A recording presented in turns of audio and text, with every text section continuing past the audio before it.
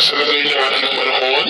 ngayong umaga pa ng September 11, 2024 na kung saan sa ngayon po ay dalawang bagyo pa rin ang ating minomonitor. Una na dyan ang LPA na nabuo dito sa loob ng ating area of responsibility na ganap na nga po na bagyo at nagbabanta na po na tatama anytime dito sa silangang bahagi ng China. At ang dalawang bagyo naman ay nasa labas pa rin ng ating area of responsibility na sa storm category na po at nasa layo po ngayon ng 2,060 km east of Visayas habang kumikilos pa rin pa-northward na magpapalakas lalo ng habagat sa susunod ng mga araw at nagbabantay rin na papasok dito po sa ating area of responsibility pero dyan po sa may northeastern part at tatawagin yan sa local name na bagyong Ferdy. Posibleng lalakas pa yan into typhoon category ngayong weekend at nagbabanta ulit na maging super typhoon bago mag-landfall dyan po sa may China sa darating na linggo. At next week, maliban sa dalawang bagyo na nabuo na ngayon,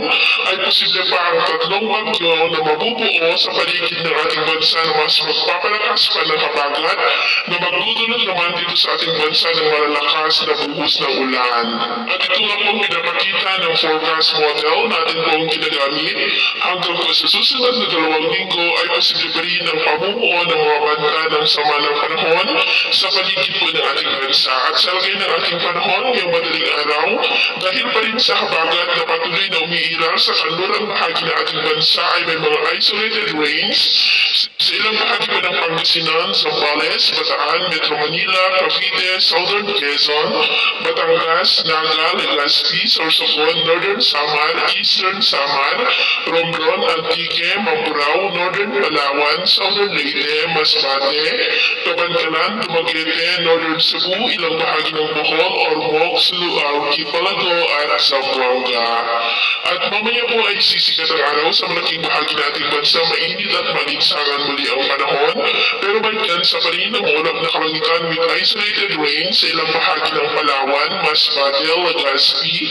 Sorsogon, Samar Provinces, Ormoc, Hinobaan, Jagna at Sulu Archipelago. At mamayang hapon, mas maraming lugar na ulit sa ating bansa ang makakaranas ng mas maulap na kalangitan with isolated light to heavy rains. Kaya kung lalabas tayo sa ating mga tahanan ay gawin lamang po natin lagi ang magdala ng kahit anong panangga natin sa init ng araw at proteksyon na rin po sa mga biglaang buhos ng ulan. At sa atin naman pong mga baybayin, wala naman po tayong nakataas na namang gale warning signals, pero may pag-ingat lamang po kung papalaot tayo para mas makaiwas sa mga sakunang